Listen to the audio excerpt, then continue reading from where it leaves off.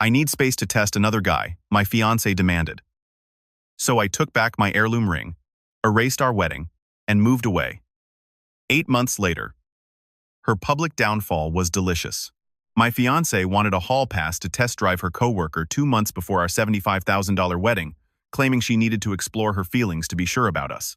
So, I gave her a permanent vacation from our relationship, canceled the entire wedding behind her back, and let her discover the hard way that her new soulmate already had a secret fiancé of his own. Original post. I am Liam, a 31 male. I work in maritime navigation systems and safety compliance.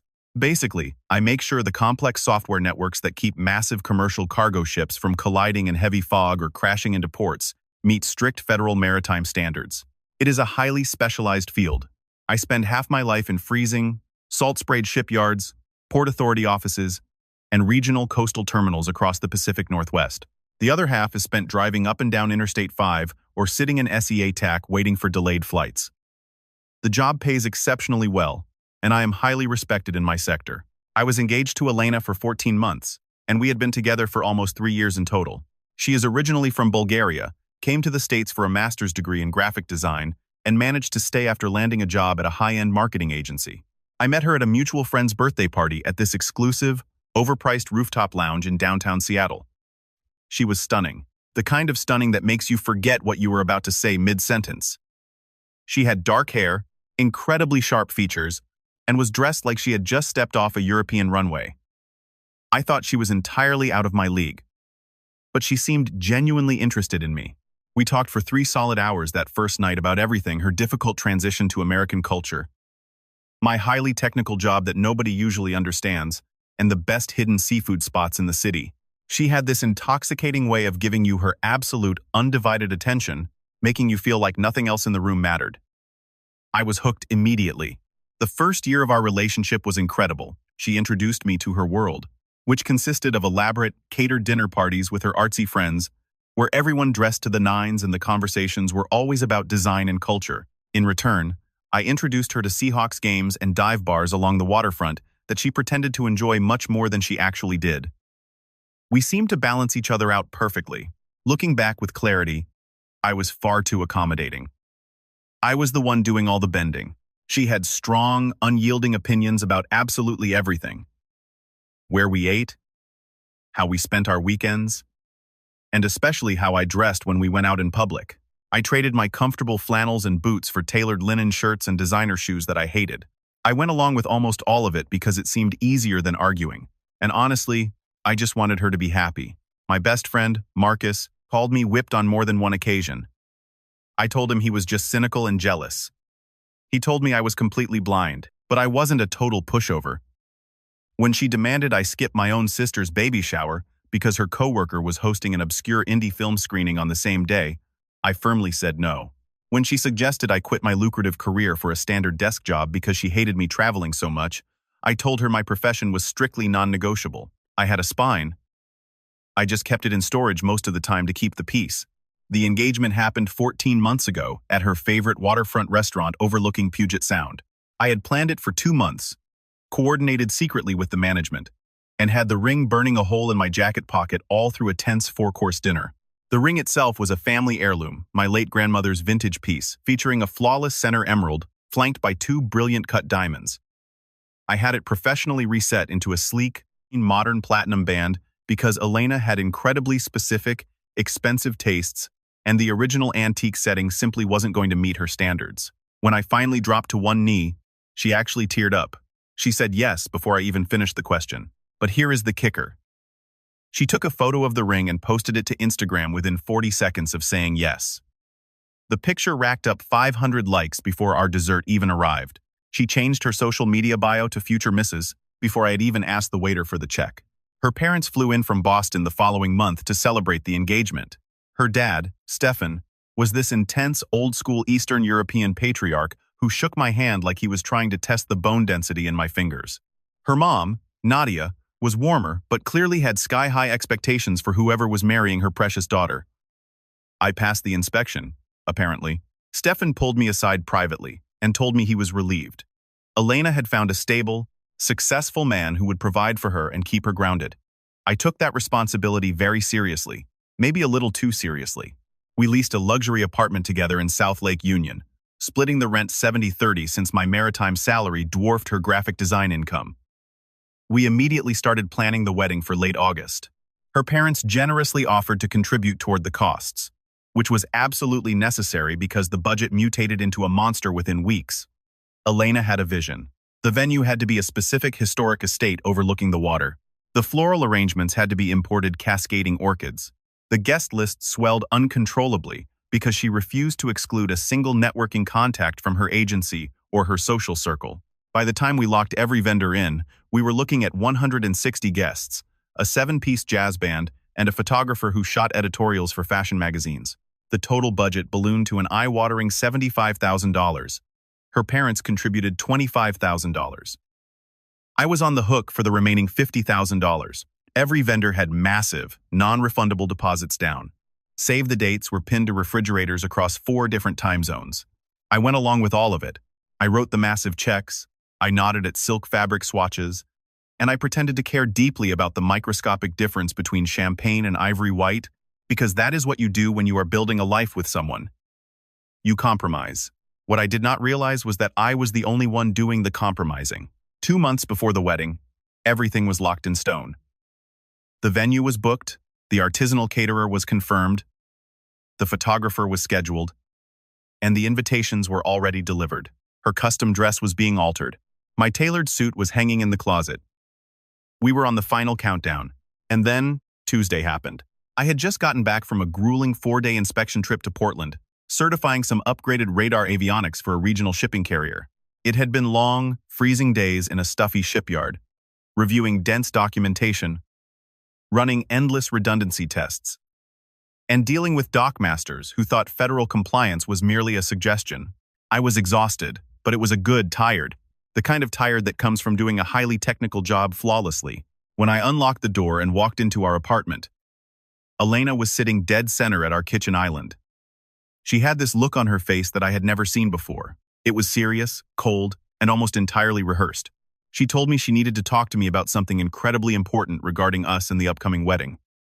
I set my bags down and sat across from her, still in my salt-stained work clothes, assuming this was going to be another meltdown about seating arrangements or some minor vendor drama.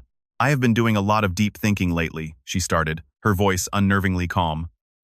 About commitment, about being absolutely sure. I think we need to take a break before the wedding. My stomach dropped. I asked her what kind of break she meant, considering we were mailing final headcounts in 3 weeks. That is when she dropped the bomb. She told me about Julian.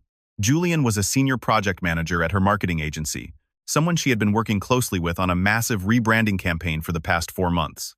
She looked me dead in the eye and said they had developed a profound emotional connection.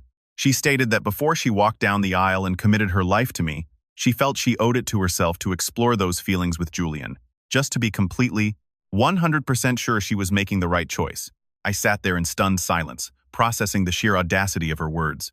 My fiancé, 60 days before our $75,000 wedding, was asking for my permission to pursue another man. A coworker. Someone she saw every single day while I was out freezing in shipyards paying for her dream wedding. I asked her exactly how long this had been going on. She immediately got defensive, her rehearsed calm cracking. She insisted that nothing physical had happened, that they had just been talking, getting close, sharing late-night drinks after work. She said Julian understood her creative soul in ways that were different from me. Then came the dagger. She said he was always there for her, while I was always gone for work. The accusation landed exactly where she intended. She wanted me to feel like I was somehow responsible for her developing feelings for another man because my career required travel. So, what exactly am I supposed to do during this exploration period? I asked, my voice dangerously low. Just wait for me, she replied. She said it so casually, like she was asking me to wait in the car while she ran into the grocery store. Give me the space to figure out my authentic feelings. If you really love me, Liam, you would want me to be utterly certain. You would want me to come to our marriage without any lingering doubts. She had clearly rehearsed this entire speech. She had her therapy speak talking points ready. She probably got advice from whatever toxic friend told her. This was a completely reasonable request to make of a fiancé. But this is where Elena severely miscalculated. She assumed I would react the exact same way I always did. accommodate, compromise, bend over backward, and put her needs before my own dignity. Instead, I stood up from the table. No, I said flatly. There is no break. There is no exploration period. There is no waiting around while you figure out if some project manager is a better option than me. We are either getting married or we are not. And if you need a hall pass to explore feelings for your coworker 2 months before our wedding, then we are not. Her face changed instantly. The rehearsed, pseudo-enlightened calm shattered completely. I am not asking to break up, Liam, she raised her voice. I am asking for space. Time to process my journey. Don't you understand the difference? I understand perfectly, I replied, feeling a strange, icy calm washing over me. You want to keep me on the hook, paying for this apartment and your dream wedding, while you test drive someone else. That is not space. That is treating me like a backup plan. And I don't do backup plans. I looked her dead in the eyes and held out my hand. The engagement is over. Give me the ring back. Her whole attitude shifted from defensive to furious. The fake tears stopped instantly. Her eyes went completely cold. You are serious right now? She sneered. I have never been more serious about anything in my entire life, I said. It was a gift, Liam. You cannot just demand it back because you are throwing a childish tantrum. We are just having a conversation. The engagement is terminated, I said, my voice echoing in the kitchen. That means the ring comes back. That is the law, and that is how this works. Take it off. We went back and forth for another grueling 10 minutes. She tried guilt-tripping me. Then she tried screaming anger. Then she tried bargaining, claiming we could just go to couples counseling. I did not budge a single inch. My hand stayed out. Finally, realizing she had lost total control of the situation, she ripped the platinum band off her finger and hurled it directly at my chest. I caught it clean out of the air. She grabbed her designer purse, stuffed her laptop inside, and headed for the front door. Before she left, she turned around, her face flushed with rage. You will never find someone as beautiful as me, she screamed. No one is ever going to love you the way I did. You are making the biggest mistake of your pathetic life. Then she slammed the door so violently that a framed photo of us in the hallway fell and shattered on the hardwood floor. I stood there in the deafening silence of our luxury apartment, holding my grandmother's emerald ring. And the strangest thing happened. I didn't feel sad. I didn't feel heartbroken. I felt an overwhelming wave of relief. It felt like I had been holding my breath for 3 years, waiting for the other shoe to drop, and it finally did. I pulled out my phone and texted Marcus. Engagement is off. She wanted a hall pass for a coworker. I kicked her out. His response came back in under 30 seconds. Finally, man. Took you long enough to locate your spine. Want Thai food? I'm on my way. Update 1. Marcus showed up 45 minutes later carrying 2 massive bags of spicy pad Thai, a 6-pack of IPA, a legal pad, and a grin on his face like he had just won the lottery. Marcus had never liked Elena. He always said she treated me like a high-end accessory rather than a partner. He said she was far more interested in the status of having a successful fiancé than having me specifically. I had spent years defending her to him. Turns out, he understood her psychology far better than I did. He dropped the food on the table, cracked open a beer, handed me a pen, and pointed at the legal pad. Walk me through every single detail. Start to finish. Do not leave a single word out. I walked him through the entire confrontation, verbatim. He listened intently without interrupting once, which was incredibly rare for him. When I finished, he just shook his head, took a bite of noodles, and sighed. Honestly, I am just shocked it took this long, Marcus said. A woman who posts a picture of her engagement ring before she even calls her own mother is not in love with you, Liam. She is in love with the announcement. She is in love with the audience. He was absolutely right. Then he tapped the legal pad. All right, we are approaching this like a military operation. Deliverables. Timelines. Dependencies. We are locking this down. You're serious right now? I asked. Dead serious. Most guys fumble breakups because they react emotionally instead of strategically. They let the woman control the narrative. We are making sure you do not fumble this bag. Shut up and listen to me. Within 30 minutes, Marcus had mapped out every single logistical nightmare I needed to handle. The apartment lease, the wedding vendors, the joint bank accounts, the shared digital subscriptions, and most importantly, the narrative control. He assigned priorities. First up, the narrative lock. I knew Elena perfectly. I knew exactly how she operated. The second she calmed down at whatever friend's house she fled to, she would start working the phones. She would call her friends, text her family, and frame this entire disaster as me having a psychotic, abusive overreaction to a simple conversation about pre-wedding anxiety. By tomorrow morning, I would be the villain who abandoned her. I needed to strike first and strike with absolute facts. I drafted one single text message. I kept it completely sterile, factual, and devoid of emotion. Hello, everyone. I am writing to inform you that the wedding is officially canceled. Tonight, Elena asked me to take a break from our engagement so she could explore a romantic and emotional connection with her coworker, Julian. I declined this request, ended the engagement, and took the ring back. I wanted you to hear the unvarnished truth directly from me before any rumors start. Thank you for your support during the planning process. I sent it in a mass text to her father, Stefan, her mother, Nadia, her sister, and 4 of our most gossipy mutual friends who I knew for a fact would screenshot it and spread it like wildfire. Then I put my phone on airplane mode and finished my pad thai. Marcus called this the narrative lock. He said whoever controls the initial story controls the entire outcome.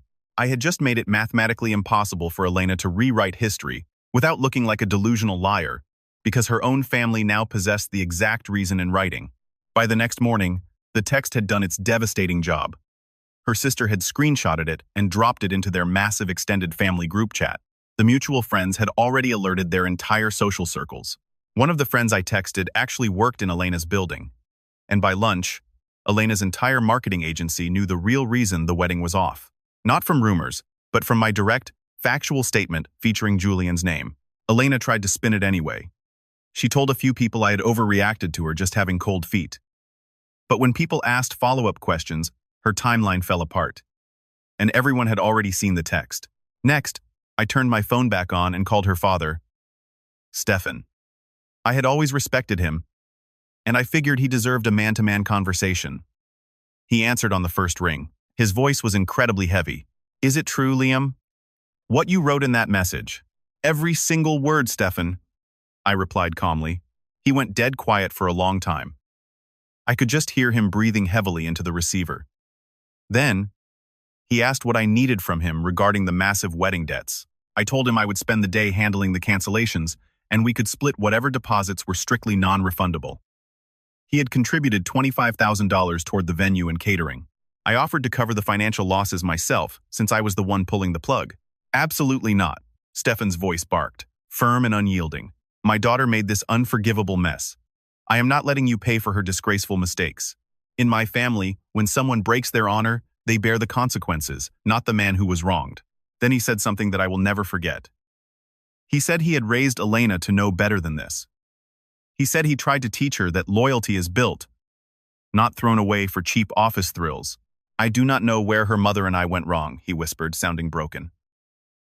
But I am deeply ashamed of what she has done to you. I told him it wasn't his fault. People make their own choices, Stefan. That is generous of you, Liam. Much more than she deserves. I hoped you would be part of this family. You are a good man. My daughter is a fool. That hit me hard. Coming from a stoic Eastern European patriarch, it meant everything. Wednesday morning was a bloodbath of phone calls. The venue coordinator at the historic estate was sympathetic, but pointed to the contract. We lost $10,000 instantly. The artisanal caterer kept $3,000. The photographer refunded half my deposit because she was highly sought after and booked another gig, but she still kept $1,500. The florist kept $1,000. The jazz band kept $500. By noon, I had made 18 separate phone calls and watched exactly $16,000 go up in smoke on a wedding that was never going to happen. Stefan wired me his half of the losses within the hour, refusing to let me argue. By Wednesday afternoon, I went nuclear on the digital front. I logged into the knot and permanently deleted our massive wedding website. The registry disappeared with it. All those carefully curated, obscenely expensive kitchen appliances and Egyptian cotton linens vanished into the digital void. Then came the petty satisfaction column of Marcus's spreadsheet, the subscriptions. Elena and I had combined our digital lives completely over the past 3 years. Because I made significantly more money, everything was under my name and attached to my credit cards. streaming services, premium grocery delivery, cloud storage, music apps, fitness apps, you name it. Her entire modern existence ran on infrastructure that I was funding. Marcus sat on my couch, eating popcorn, as I began the purge. I changed the passwords and logged out all devices on Netflix, Hulu, HBO, and Spotify. I canceled the Uber Eats premium pass she used daily for office lunches.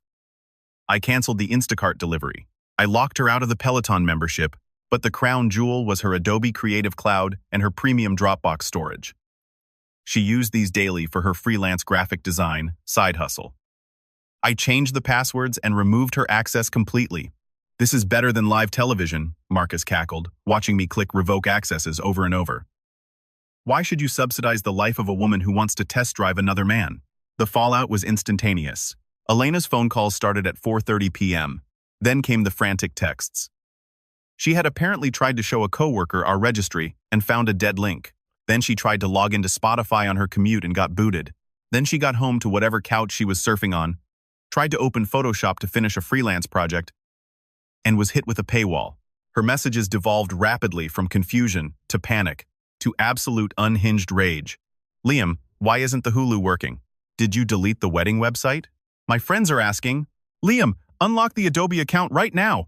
I have a client deadline at 8 p.m. You are so petty. You are a child. I cannot believe I wasted 3 years of my youth on a vindictive monster like you. Unlock the Dropbox immediately.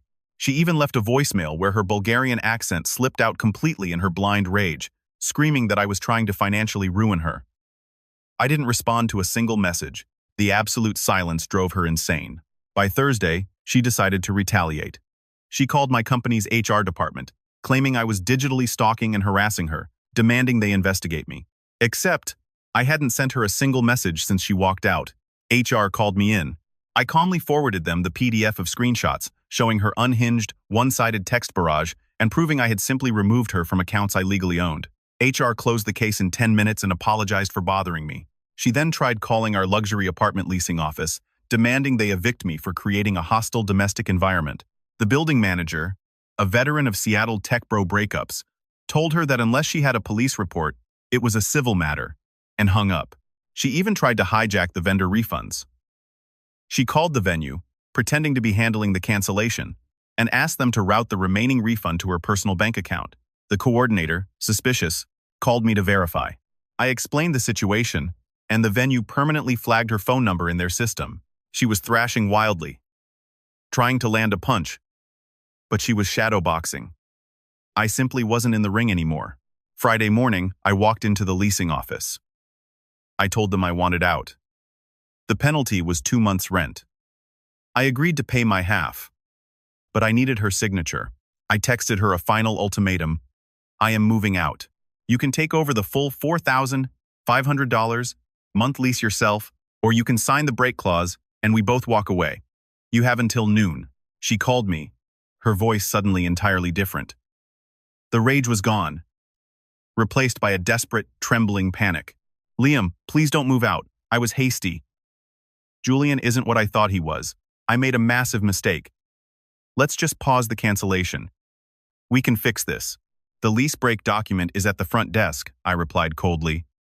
Sign it, or you are legally responsible for the full rent starting Monday. She got quiet. Where are you even going to go? San Diego, I said. It was true. My maritime company had been begging me to take a regional director position in Southern California for 6 months. I had kept turning it down because Elena refused to leave the Seattle. I had called my boss on Wednesday. The promotion, a massive pay bump, and a relocation package were mine. Silence on the line. The realization that her safety net was entirely leaving the state finally crushed her. She signed the paperwork an hour later. By Saturday night, Marcus and I had packed everything I owned into a U-Haul. I took my electronics, my clothes, my gaming setup, and the high-end espresso machine I bought. I left her the cheap decorative pillows and the fake plants. I left my keys on the granite counter with a sticky note that just said, "Good luck." On Sunday morning, I was driving south on I-5, watching the gloomy Seattle skyline fade in the rearview mirror. I had 12 hours of open road, a massive promotion waiting for me. And for the first time in 3 years, I could listen to whatever music I wanted without someone judging my taste. I didn't look back once. Update 2. The first few months in San Diego were a complete blur of positive momentum. The weather was incredible, the ocean was right outside my window, and my new job as regional director was infinitely less stressful than I anticipated. Instead of freezing in shipyards, I was managing teams from a sleek office overlooking the marina. I was thriving. I hit the gym daily, got a tan, joined a beach volleyball league, and started actually living my life on my own terms. Around month 4, I met Chloe. She was a logistics coordinator for a naval defense contractor. We met at an industry conference in Los Angeles. She was brilliant, fiercely independent, and had a dry, sarcastic sense of humor that kept me constantly laughing. Our first date was at a tiny, authentic taco stand near the border, eating off paper plates. It felt so effortless compared to the exhausting, high-maintenance theatrical performances I had to put on for Elena. Chloe actually liked me for who I was, not for what I could buy her or how I elevated her social status.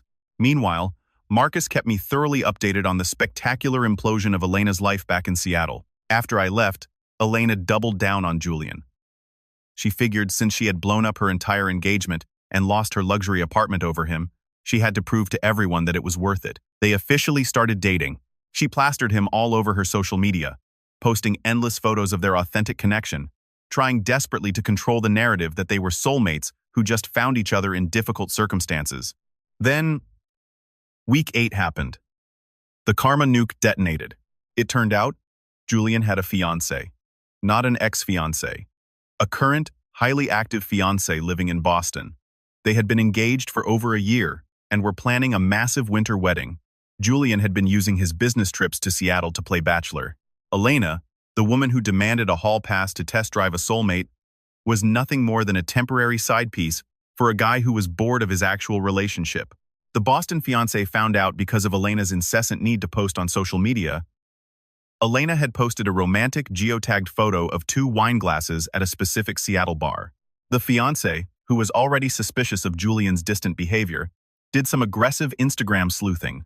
She found the geotag, found Elena's public profile, cross-referenced Julian's work schedule, and uncovered a massive digital trail of their 3-month affair.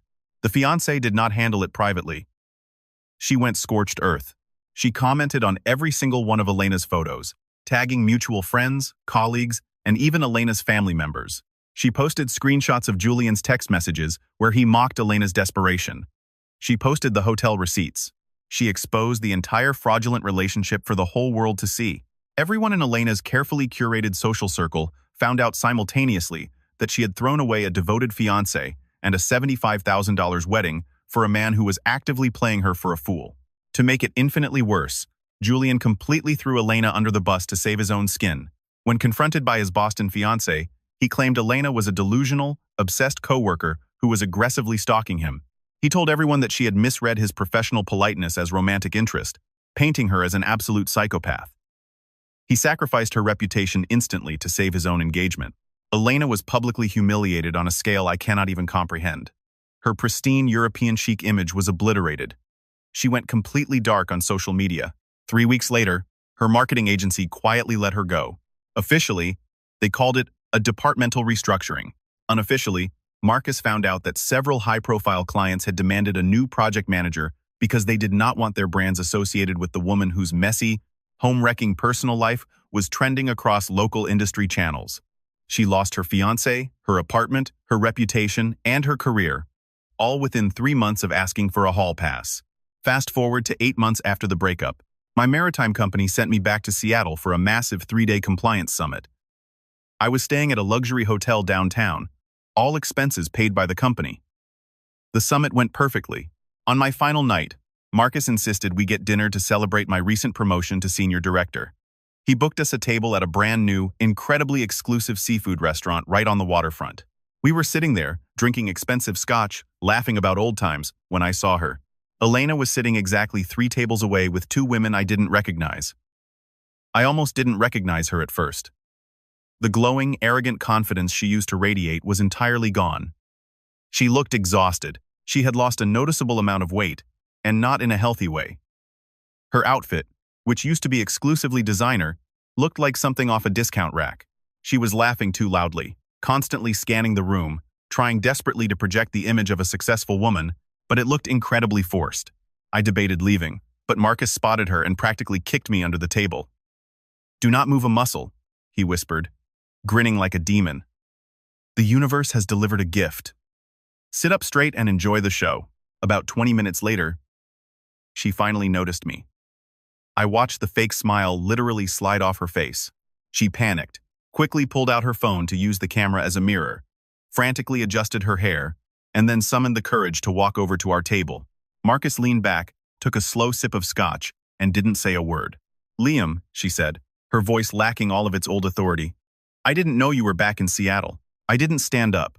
I didn't offer her a chair. I just looked at her. Just in for a maritime summit. Flying back to San Diego tomorrow morning. She stood there awkwardly, clearly expecting me to ask how she was doing, to show some sliver of care. When I gave her absolutely nothing, she forced a nervous smile. How are things? Is California treating you well? Are you seeing anyone? I looked her dead in the eyes, feeling absolutely nothing but pity. San Diego is incredible. The promotion is great.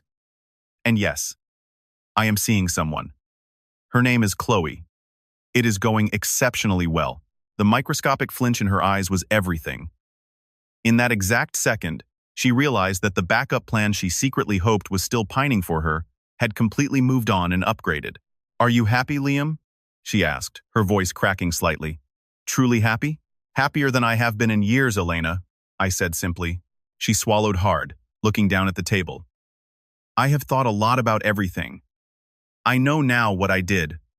What I asked for was horrific. Julian was a monster. I was completely fooled. I wish every single day that I could take that Tuesday back. I nodded slowly, picking up my napkin. I appreciate you saying that, Elena. Truly. But someone who actually wants to marry me does not need to test drive other men to figure it out. I hope you eventually find whatever it is you are looking for.